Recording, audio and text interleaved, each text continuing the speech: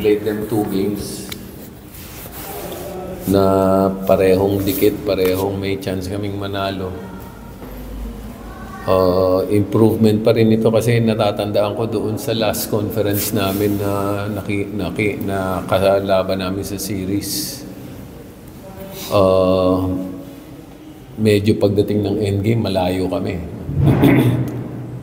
So, subok ulit sa Sunday.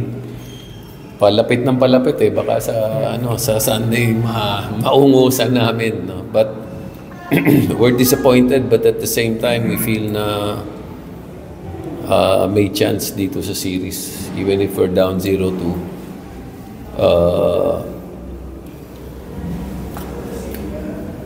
We can get better. We can get better definitely. Nung first game namin, mainit si Jason tsaka si Calvin. Medyo na-contain namin today, pero si RHJ naman ang gumanda yung laro. We're still in the series. I think I'm not sure about the injury of Jason, pero nangyayari talaga yan sa series, no? And malaking break yan kung sakaling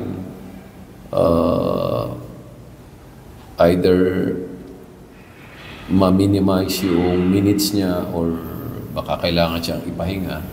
I think nangyayaring subsequent na action, pwede mo i-challenge.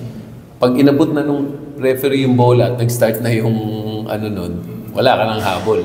No? Pero mahaba yung dead ball situation, it is within the rules. Wala naman sinabi na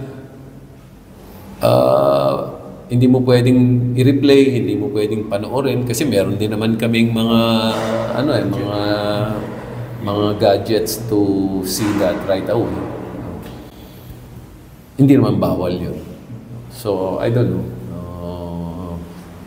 Siyempre, bias ako, pero yun naman ang pinanigan ng technical committee. Wala naman na pag-usapan doon na pag may nasilip ka ng replay. Kasi lahat naman kami sumisilip sa replay. Pagka meron lang ilang seconds na pwede mong silipin. I think that's